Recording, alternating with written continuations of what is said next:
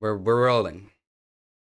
All right, so thank you for this interview. I'm here with Mirin, aka Vaelyth, and what I wanted to get in with her, and she's a trans streamer from the Netherlands, by the way. I just wanted to highlight her incredible journey on streaming, and the reason why I do this channel is to highlight such streamers as her because I feel as though they deliver a huge service to mental health in general, to people who kind of can't really de-stress outside of the house and need that de-stress time inside the house. So we honor people like her, and I just want to give her the floor really quick to introduce herself. So how would you describe your channel and just go over, what you do on a daily basis on your stream? Yeah. Well, I'm Vaelyth, or V. People call me a lot, because it's fast. They don't really know how to pronounce Vaelyth sometimes, which is fair because they read it. I play a lot of StarCraft, mostly recently. I've really fallen in love with that game over the past years, I guess. And I used to do a lot of Tetris as well. But I basically focus a lot on more competitive games and try to improve at them and really uh I don't know, just try to have fun with it. I feel like I just started doing it because I was grinding all these games anyway in my room in the same way like I needed that de-stress time in my room. And then I was like, well, I might as well give streaming a shot then, which is what I ended up doing. And now I've got a Oh, little okay. small little thing going, small little community, which is really nice. It all starts small, and Yeah. that's where I'm at. I'm starting small. There's nothing wrong with that. Um, Basically, if you start small, you have a big idea, right? So, um, all you can do is do your work every single day that you can, and hopefully you succeed. But you don't fail if you don't get the viewers right away. Correct? What do you think about that? Oh yeah, for sure. Like for me what comes first is that I give myself an excuse to spend this much time learning video games, and sort of it helps me sort of take seriously that I want to focus on this stuff because I just think it's fun, and also because I'm not really let's put it, how do I put it, not really ideal for the job market. I've tried to work a lot in the past in a kitchen, and I did a programming school as well. But I very quickly found out that I am too. There's a lot of autistic traits that allow me to not really work so well in very busy areas, which is what the outside generally is. Oh, okay. So you're calling it autistic traits. Now, I haven't been to the Netherlands, but I have this rosy picture of everyone in the Netherlands being, dressed up really nicely, almost like an Amish type of look in the U.S. But uh, is that the case in the job market over there? Are they dressed nicely? Do they respect others? How is it? How is it? Yeah, it's strange. It's very respectful and very open, but at the same time, there's this certain normalcy that you kind of have to fit into. Otherwise, you kind of get excluded socially, which can be a lot of extra effort. So, Oh, okay. be that if you look different or if you're not neurotypical, it'll be like you'll always be defined by the fact that you're not really normal. I feel like, and that's Mm.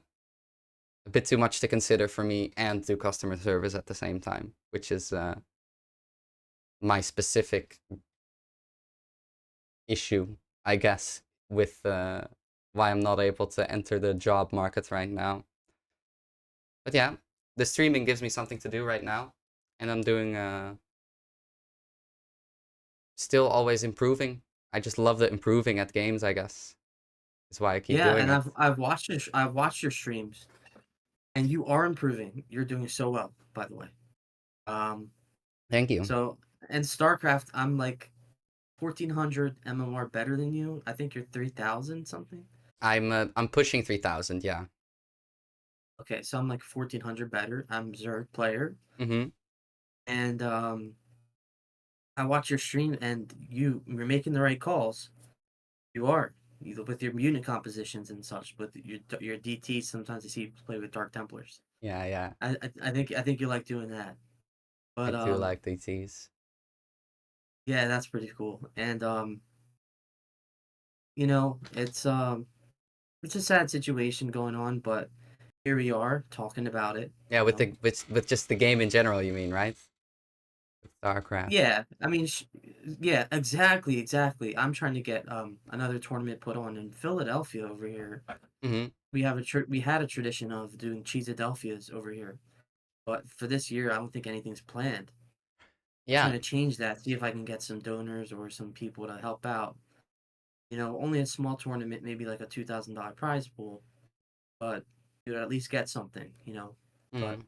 I don't think there's any lands in the Netherlands and hasn't been in a really long time. yeah, and I think the game is perfect, Yeah, the you know, game, we as it don't need is. to stop playing it. And I can also see with like all of a sudden people like Warcraft 3 is viral again. I feel like that's also like a little push maybe towards RTS getting a little revival for it going for itself, maybe.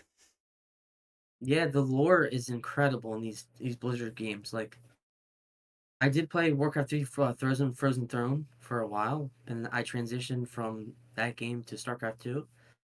But I always kind of centered on Warcraft 3 as being my favorite game. But now StarCraft 2 is exclusively my favorite game. I Mm-hmm, played mm-hmm. Battlefield 1 as well, but I would feel that so losing StarCraft 2 would just kill it for me because like it's just that it's a different community, and I think you know what I mean by when I say that. Um, you Yeah, know, we already have an established community, and to see them streaming other games, Age of Empires or Deadlock, right when they could be playing StarCraft, and they would be playing StarCraft, but they just don't have the support right now. It's kind of yeah. frustrating. Yeah. Yeah, and it's not like So, people don't want to play StarCraft, right? We all wanna, but yeah, exactly. it's gotten to the point where it's hard to enjoy the state of the game right now. You have to really look inward and enjoy grinding and improving. But Yeah, it's tough. It's tough. Yeah. it's I feel like it's just because people all they see is like you get a little trick from YouTube and you try that out, and that's like you play 1 to 3 games a day, and that's what most people on the ladder are like. It's like I'm gonna try this YouTube trick, which is not wrong, but that is most of the people I play against. I feel like in my Plat's little MMR range. I see. Yeah. I haven't played in quite some time, maybe a few weeks, but um, when I was playing on the European server mostly, but I did play on the US server one time, and the guy he was just repeating the same strategy over and over and over again. Hmm. It just was kind of unfun, but you know, that sucks the desire out of the game for most people as well. It's supposed to be a strategy game, you know, Yeah, but but it's neither here nor there. Um, I think if this game dies, you know, it's a tragedy. It's a huge tragedy. yeah, if it really drops support, I hope that there's some you know community effort to revive it. Mario Kart Wii has a thriving online scene. Why couldn't StarCraft after Blizzard drops it? Oh, I'm not too familiar with that. Okay.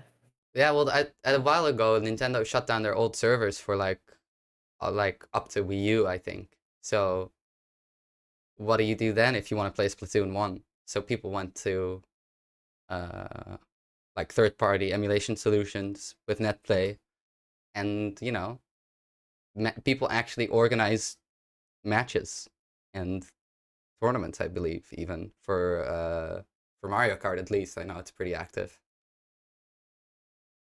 Yeah, I can see that happening, and I think that's the future for StarCraft is if they shut this game down, people are going to want to bring it back no matter what.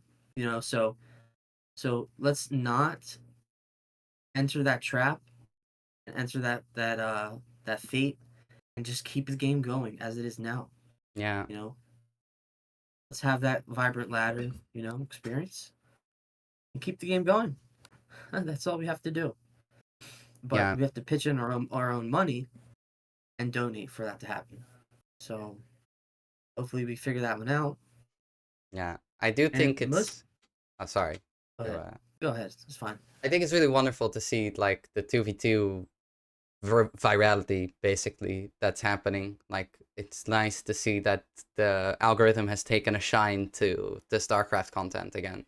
Because I remember like that's how I got into the game. Like I would just I watched gaming content on YouTube and at some point it was just, oh yeah, these StarCraft casts.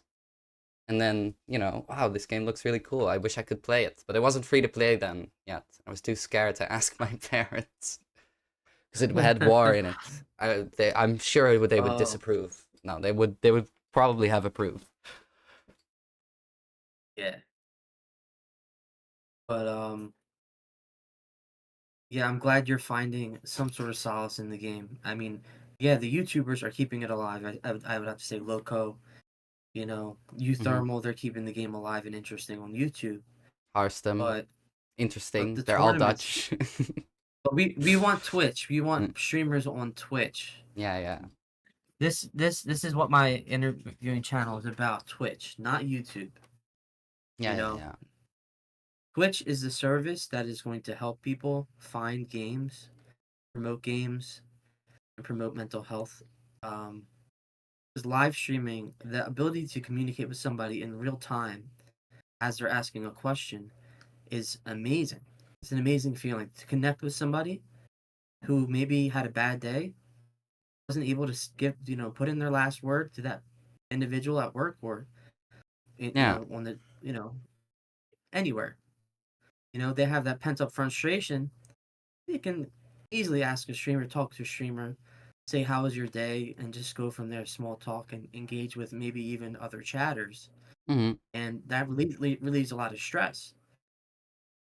So I saw this particular streamer, or Osama, for instance, like this Russian streamer who is streaming only to like 10 viewers. Just in your situation, a little bit better, but sitting there with warm, candid conversations with her audience. Mm-hmm. And I sat there amazed. I learned so much. If we didn't have this, if we didn't have Twitch, I wouldn't have been able to hear that. So, very happy with Twitch. This is the platform that I'm sticking with. Yeah, I think it's a very Um, unique platform as well. It's a lot more preferable. If I had a kid, for instance, I would prefer if they, watched like a bit longer form content and stayed away from all the short slop and stuff like that. oh yeah, for sure. And I like completely understand that even for because myself, I'm gotta be like my own parent in that way. So myself, no screen time. yeah, yeah. Plus, you just don't know with these shorter videos. Most of them are AI. It's just like, ah, You go into all the there's no human aspects. element. Yeah, it's There's it's no and it's also impermanent as well, which is something that what really annoys me about it. Like it gives you the like you have to pay attention to it, like it's gonna teach you something, and then it's like blasts all this information at you. Oh, here's how you do this build and this and this and this game, and it's so fast, and you just scroll away, and you have spent the energy on okay. learning something, but no way you ever remember what that video said, because there's already Oh, 20 I see. other 20 other ones. It's like Okay, so you're more of like a tutorial guy or a tutorial no pro. I'm worries, sorry. no worries, no I'm so worries. sorry for that. I am a bit more of a tutorial guy. Uh, like just I think it genuinely the fact that we're just shortening the average accepted length of a piece of content to 15 seconds by default is really not good. Uh, but that's a different story. That's a whole different story. Hmm. Yeah. Um, so is there anything that you wanted to talk about in streaming? Because you do so much.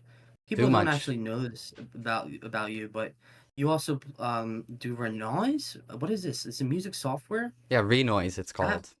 Renoise. Yeah, Okay. yeah, yeah. And I apologize for this, but I haven't checked out your VODs yet. But you keep telling me check out the VOD, check out the VOD. Yeah, yeah, yeah. Um, Well, it's because you so coincidentally you've shown up on days where I felt like making music. oh yeah, exactly. Yeah.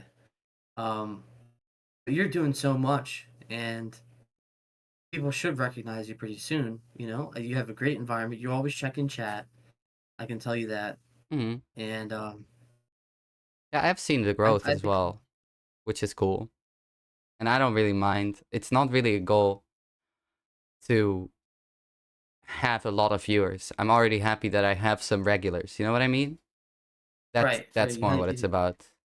you're floating a steady 7 viewers, I think, Something like most of the that. time. Yeah, most of the time when I'm playing like StarCraft, it floats between 7 and then sometimes 10 plus, and I'm like, oh, and then one of the lovely people raid me, and then I'm like, whoa, nice little bump to What the was the most average. amount? Yeah, what was the most amount of viewers you had at once? Well, that's a funny story. That's how I got affiliate way back when I was doing uh chess every day, every morning during COVID. I would stream chess, and I kind of got back to streaming chess now as well. But just someday a random guy. I've been trying to get affiliate for so long because I just streamed a lot and very niche stuff. So the average viewers was always a bit of a struggle. It was like sitting at 2.5 with so many hours streamed that it's impossible to like fix it. And then one day a chess guy with just 200 viewers rated me after 3 minutes, probably 90% of them left, but that was enough of a bump to get me over the average for like the entire 3 months, which was nice. Wow, that's an awesome memory, Yeah, yeah, and that right there probably fueled you to keep going, right? yeah, for sure. The streaming. I could put up my first emote, which was great. Burger Bart, that was. Nice, nice. Um, but I also wanted to just touch up on maybe what you think you want your stream to be about, what you think you want the average viewer to understand about you as you're streaming. Um, is it Yeah. that you promote? What is it that you promote on your stream? Basically, is it? I know you said you want to be grind. You promote grinding, right? Well, I want to promote Uh, like grinding and learning and improving in a sort of way where you strike the balance between being self-critical because you obviously need to analyze what you're doing wrong if you want to improve, but also just like accept that you do lose a lot of games when you're learning stuff and also be nice to yourself about it a little bit. So I think it's more positivity in trying to reach a goal that's difficult. For instance, like with Tetris, for years I mhm. tried to get a sub 40 line time, which I eventually got. I've got 8 of them now, or maybe even 9. Still not 10, which is fucked up. because, oh, sorry, Okay, I don't know if I'm allowed to swear, but I guess you are. well, it's up to you, you know. Yeah, it's fine. It's fine. It's uh, raw. that's raw. Well, it's messed up because I have almost 10 sub 40s in my top 10 times, but one of them is a 40 flat now, I think. Okay.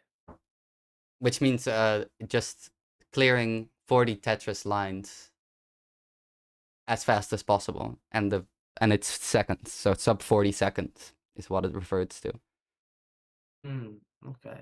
So that was my grind for super long, and that's super hard, and you improve with like milliseconds at a time, and that really like you gotta have a certain type of mindset to keep trying and keep believing that you can keep improving even though it's hard to see. Oh, okay. That's basically why you're doing what you're doing is you have the ability to do it, you know? Yeah, You know you have the ability because you keep grinding as you are. So yeah, maybe that's something that you guys, the audience, can take into account is model after her behavior, which is to keep grinding and don't be discouraged when you lose, right? yeah, for sure. Uh, just not getting discouraged, and also I don't know. It helps me a lot to. I've shifted my focus from having my goal to be to raise my MMR or lower my time, but really take it granular. And for instance, now I'm working on understanding just in StarCraft. So that's why I want to just understand more interactions in the game. So that's why I started playing random to just kind of get as much chaos out there as possible, so I can by osmosis sort of see what can happen in the game or something. Uh, Ah, okay, okay, yeah. So so you're looking to absorb as much information as possible yeah, through your grinding experience. exactly. And now That, that's that, kind of my goal. So whether win or lose, I've always got this secondary goal for myself that I know in the end will lead to higher MMR, sure. Uh, but then, setting sub goals is really important, I think. And really learning to not care about your rating. But that's easier said than done. yeah, I mean, eventually, see, my thing was when I was coming up in StarCraft 2 was that I was already competitive on Warcraft 3. I'd gone to lands, Mm-hmm. top 16 lands from the ladder. Um, I can't really go into the history. It was so long ago.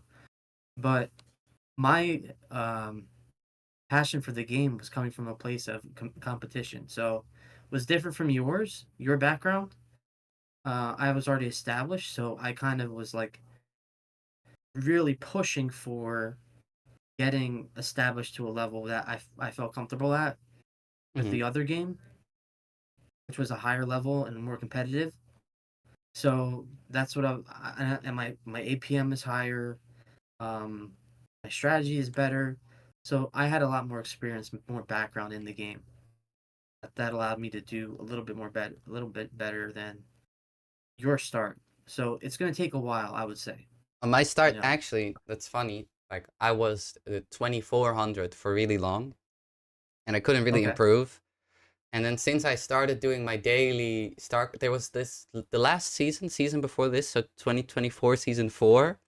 I decided to play random every day, and then in that time, I have gotten from that sort of 2200, 2400 to where I am now.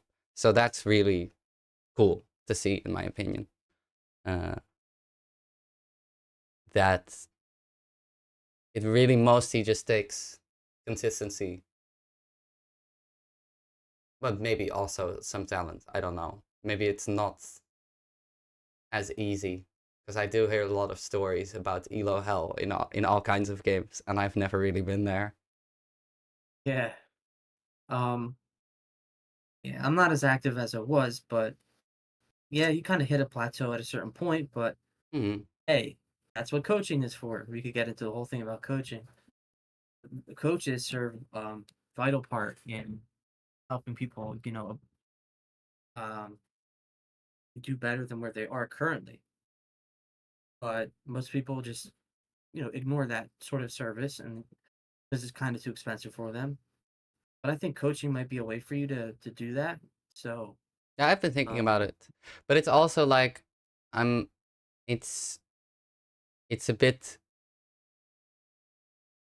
I'm a bit hesitant because it's like it feels weird to make the call that I'm like, yeah, I'm talented and good enough at this game to really like make it my basically only thing that I do, and I want to like get oh, I coaching and see. stuff like that because it's more like I'm still improving at my slow rate that I know I'm improving at, so I don't really I don't have a rush to get better. But maybe if the game's dying, maybe I should be in a rush to get better. I don't know. That's only for you to decide. Yeah. You know, do you want to get better fast, or you want to get better slow? And Well, I think you this know, is the it's best really up way to for you. me to get better. And I'm just in general, like you will get more better if you get better slowly, I feel like. And really Yeah, I just agree. understand how you learn and like it can definitely help all these guides and stuff, but in the end, you're your own person that understands things in your own way. And if you can I then think that I think that let's say for instance a scenario in StarCraft 2 that happens a lot, right? mhm, You'll play a person twice, the second time, first time you get cheesed, right? yeah, You know they're gonna do it again, right? You have a decision to make at that point. Do you adapt to the cheese, do a blind counter, or do you play normally? That's the thing. yeah. Many people will just do the blind counter because they want that easy win, right? But if you learn to adapt and you say, "Hey, I'm gonna take it slow. I'm gonna do my own, expansion build," or And whatever maybe build you can. you, whatever guy you think is cool, right? Well, I'm just saying that basically you want to go for the slower, more learned approach than the faster results oriented approach. Yeah, for sure. Because I believe in the end it gets more results. And like Yes, I exactly. approach I mean that's how I got to a sub 40 in Tetris, which is a crazy thing to think about that I definitely can't do now. Now that I stopped playing. Like no Hmm. way. Uh I'm just thinking about what would you say to somebody who hasn't played StarCraft 2? What do you think the value is in the game, in your opinion? Because you're someone who has played so many different games. You would have an idea, a better idea of why you pick it up compared to yeah. something else. Like you have so many games in your wheelhouse. Why do you load up StarCraft 2? I Is my question to you. yeah.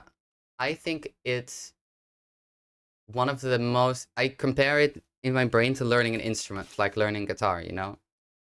Uh Okay. how do you have Okay. individual parts like oh how does this certain interval work, and then that would be like oh what can a roach do, what can one roach do, uh, and if you slowly build understanding like oh this is how a first and third and then a first and fifth sounds, uh, you try to like slowly build this little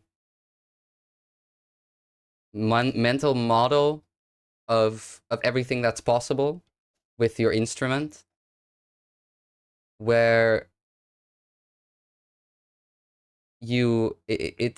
it's interesting because it's like it lives between your hands and your brain, you know, like my my hands will do things that I can't think about, and I won't be able to think about the game as efficiently if I'm not actually there playing it, uh, so there's that part where you have to build the mental model of everything that's possible in the game, and that execution part where you have to actually learn the muscle memory, which is also what the same what I find interesting about fighting games as well and about Tetris is sort of that sort of urge to like master something, like get better at it. And I think that StarCraft is really it's one of the most multifaceted games out there.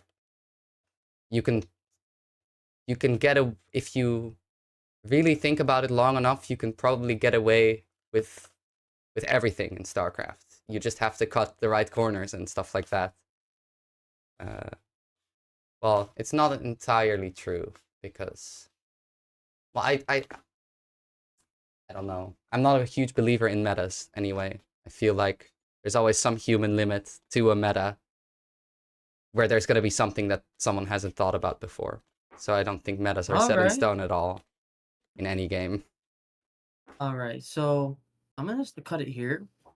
Yeah. But what's your schedule? Where can people find you? I stream Um, every day, Vaelyth.twitch.tv twitch.tv/Vaelyth underscore. That's it. And Vaelyth TTV on Blue Sky. I don't really post on Twitter that much because that's a bad website now. Well, it was always. I won't get into that. But yeah, I stream every day. And I can assure you, her stream is completely easygoing. So simple, so easy, so nice to be in. I'm there Otherwise, and I I play wouldn't have picked. games, you know? That's the Yeah, whole concept. I'm there and I I play wouldn't have games. picked you for an interview if I didn't like you. So, Oh, thank you. um, I'm flattered, you know? yeah, awesome. Well, enjoy your day, You as and well? hopefully you get to continue inspiring your audience and grow your channel, and we get to see more of you in the future. Yeah. Would be fun, would be cool. All right, thank you for coming on. Thank you. No worries. Then just cut it, whatever. Yeah.